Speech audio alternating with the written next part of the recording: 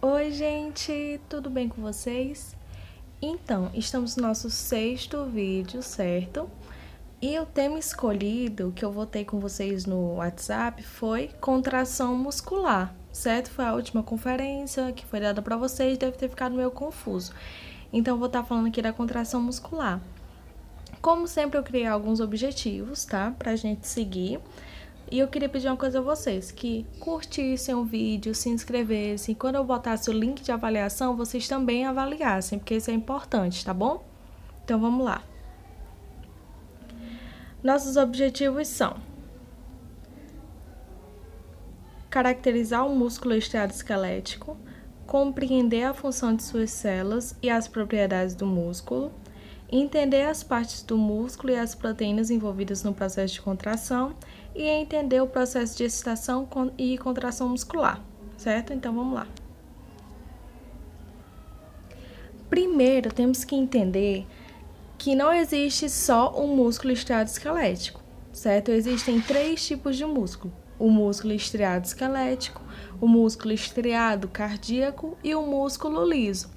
O músculo liso a gente até já estudou quando vimos a bexiga. O músculo liso está muito voltado a revestimento, a ser um músculo de certas vísceras, certo? Dos nossos órgãos internos, tá bom? E vai ter uma função, uma movimentação involuntária, músculo liso. Quando a gente fala do músculo estriado cardíaco, como o nome já diz, ele vai se encontrar no coração, certo? Vocês vão estudar ele mais adiante. E o músculo estriado esquelético que a gente está estudando agora, eu vou falar todas as propriedades e características para vocês, certo? Mas logo saibam que foi o que a gente estudou na lâmina da língua, certo? E tudo mais. Então, o tema de hoje vai ser o músculo estriado esquelético. Então, vamos lá. Algumas características do músculo estriado esquelético. Ele vai exercer um movimento voluntário, vai compor cerca de 40% do corpo humano, tá? Como o nome diz, músculo estriado é porque ele vai conter estrias. Lá pra frente eu vou explicar que essas estrias são exatamente as proteínas contráteis, tá bom? Actina e miosina. Vão estar ligadas à movimentação, à sustentação, à estabilização da posição de certos órgãos, armazenamento e movimentação de substâncias e na produção de calor, certo? São as principais funções, sendo que essas funções, a partir de movimentação, também estão relacionadas aos outros músculos, não só ao músculo estriado esquelético, tá bom? Então, vamos lá. Vamos ter que entender, primeiramente, as partes do músculo, certo? Então, a gente tá vendo aqui o osso, tá? E aqui o músculo num todo, tá bom? O tendão é um ligamento que vai ligar um osso a um músculo, como que tá acontecendo aqui, certo? Então, vamos lá. Músculo é essa partezinha, a partir dessa partezinha vermelha, tá? Então, vamos lá. O que é que vai acontecer? No músculo, eu vou ter um músculo em geral, certo? O músculo vai ser um conjunto de feixes musculares, certo? Um conjunto de feixes musculares vai ser um músculo. Quem vai revestir essa maior camada, que é um músculo, vai se chamar epimísio. É a camada mais externa que vai estar revestindo o músculo, certo? Aqui a gente vai ver esses gominhos, certo? Vocês estão vendo, ó? Esses círculozinhos maiores, que até ficou um maiorzinho aqui.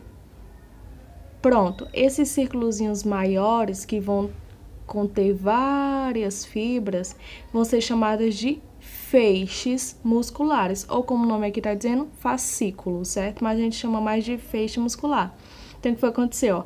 Eles estavam aqui e nessa imagem a gente pegou um feixe e ampliou. É isso daqui, um feixe muscular.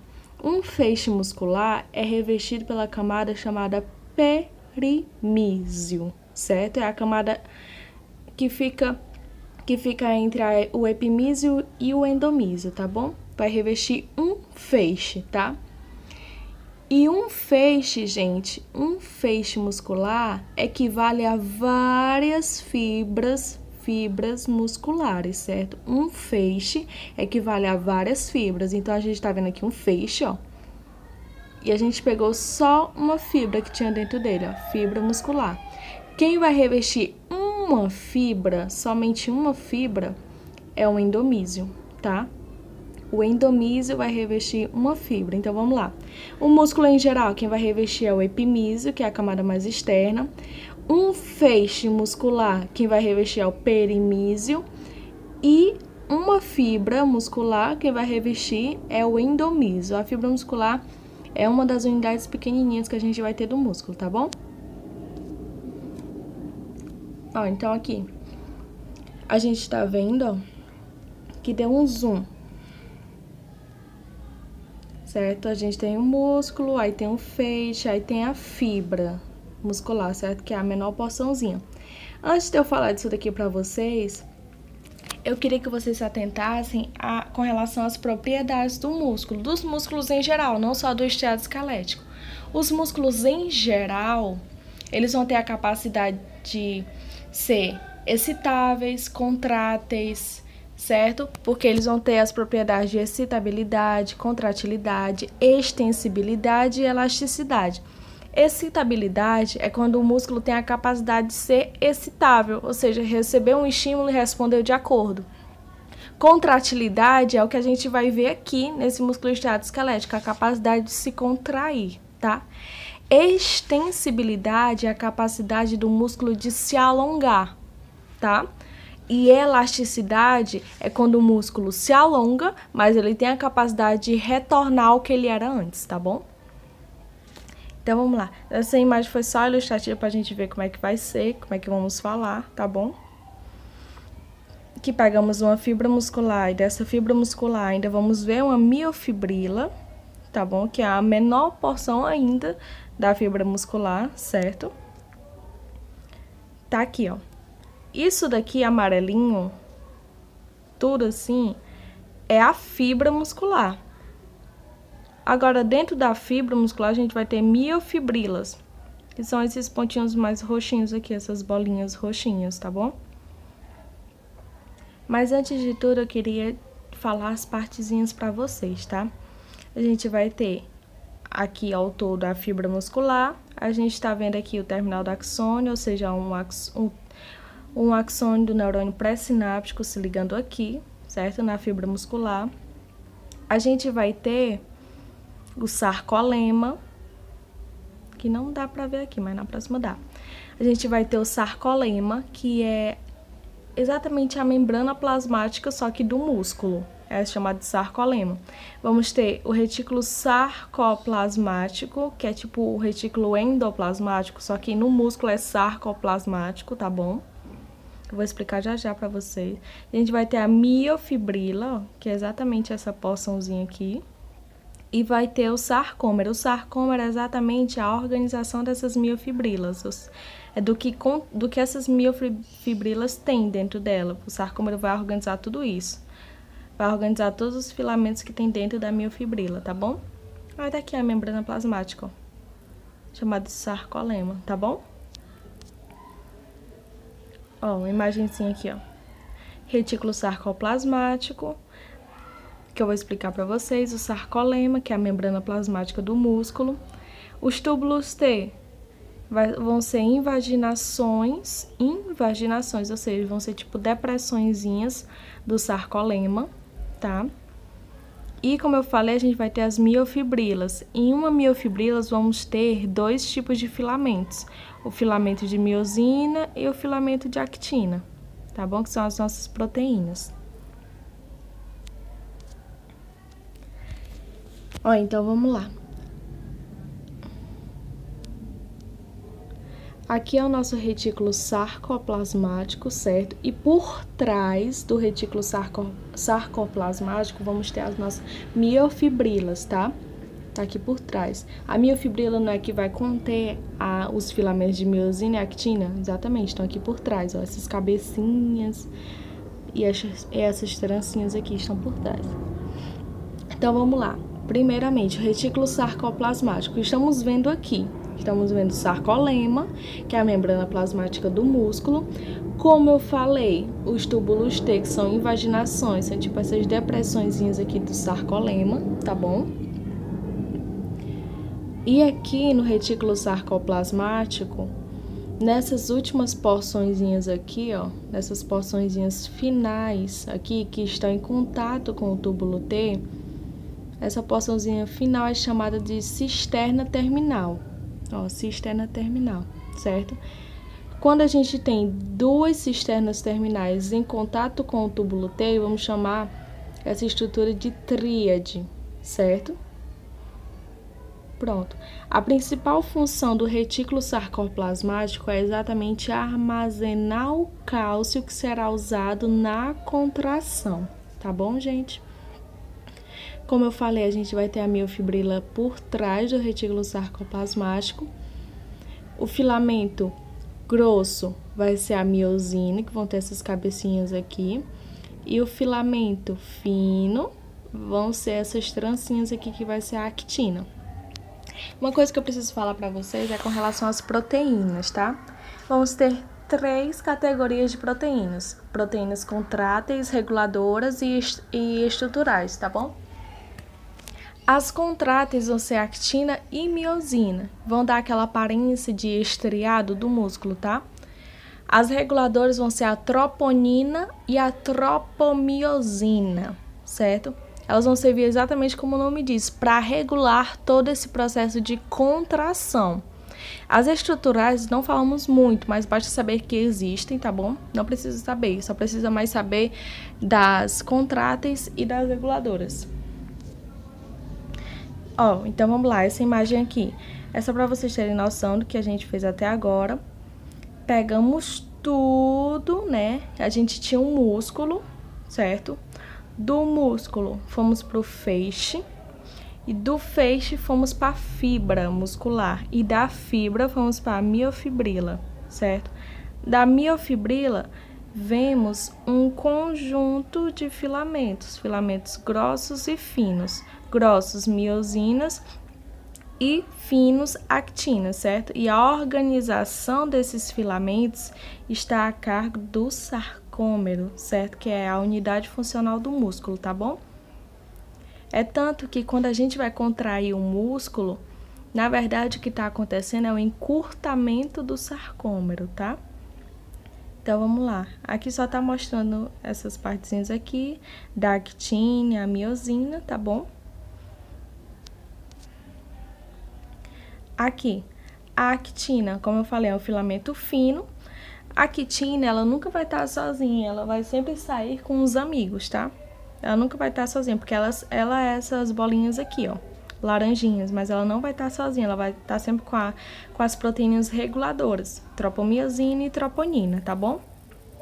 Então, o que é que vai acontecer? A gente tem aqui, ó, a actina, certo? A actina vai formar tipo esse para sempre, ó, tá vendo, ó? Fica todo esse enrolado aqui, parece um para sempre. A tropomiosina, ela vai ficar circundando a actina, tá? Formando um para sempre também, tá bom?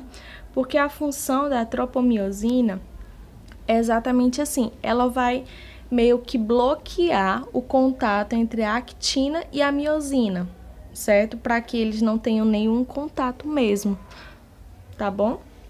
Então, é como se a tropomiosina impedisse um certo relacionamento entre a actina e a miosina, tá? E a troponina, que são essas bolinhas azuis aqui, que estão coladas na actina, assim, ó, em alguns pontos, ó, estão vendo? Vão ser responsáveis por se ligar ao cálcio, certo?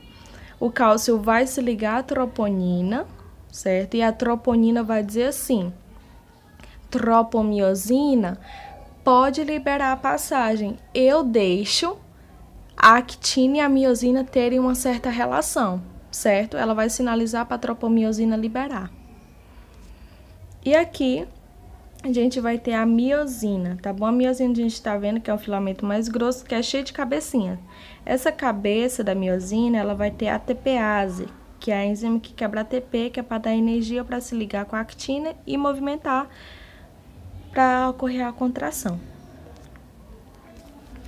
Gente, então vamos lá. Vocês viram também na conferência, na hora de estudo de vocês, sobre a junção neuromuscular. A junção neuromuscular nada mais é do que o terminal do axônio se juntando ao começo do neurônio pós-sináptico, certo? É só essa ligação, só isso. Só que é o terminal do axônio do neurônio motor com a placa motora, que é tipo o começo do neurônio pós-sináptico, mas é só isso. Eles só botaram para complicar mesmo. Então, vamos lá. Essa imagem tá meio confusa, tá bom? Mas é bem fácil de entender também.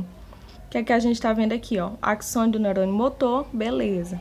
No axônio, a gente também tem baía de mielina, que é para dar uma certa velocidade e tudo mais, né? E é um isolante elétrico. A gente vai ter o potencial de ação, até porque a gente vai precisar de um potencial de ação para liberar todas as vesículas, para liberar todos os neurotransmissores que estão na vesícula, tá bom? Então, ó, a gente tá vendo aqui, ó, vesículas sinápticas que vão liberar neurotransmissores, sendo que o neurotransmissor que está envolvido no processo de contração é a acetilcolina, certo? A acetilcolina. E esse processo de liberação se dá da mesma forma da depressão, que para quem viu o meu último videozinho já entendeu super bem. Então, o que é que vai acontecer?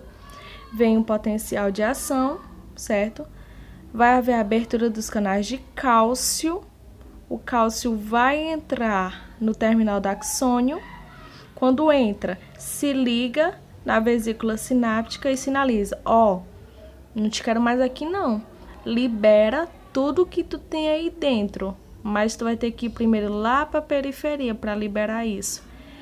Então, a vesícula sináptica, depois de receber o aviso, vai para a periferia, certo? Se funde a membrana do terminal do axônio e libera o neurotransmissor acetilcolina por exocitose, certo? Tá expulsando o neurotransmissor na fenda sináptica, certo? Pronto, da mesma forma lá da depressão.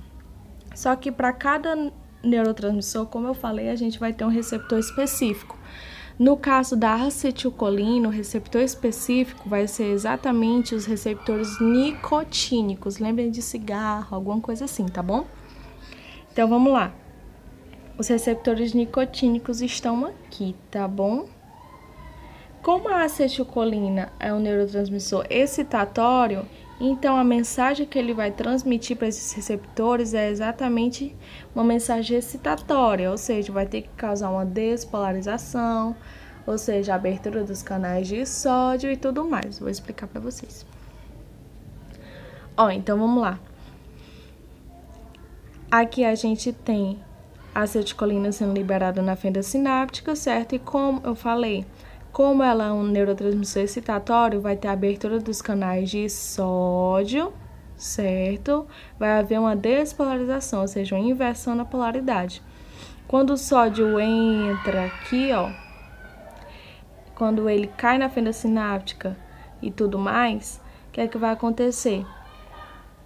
Ele vai percorrer o sarcolema da fibra muscular, certo? Ó, vocês estão vendo aqui, ó, potencial de ação, ele tá percorrendo tudo isso daqui, ele vai entrar no túbulo T, que é a invaginação do sarcolema, tá bom? Quando ele chega nessa portinha aqui, ó, do túbulo T, quando ele chega nessa portinha, essa portinha vai sinalizar para que o retículo sarcoplasmático, lembrem, retículo sarcoplasmático vai armazenar cálcio, né?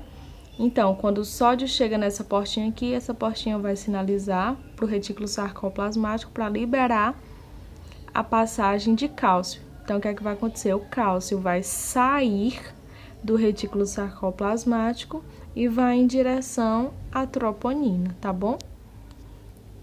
Ó, como eu falei, o cálcio é liberado e vai em direção à troponina, tá bom?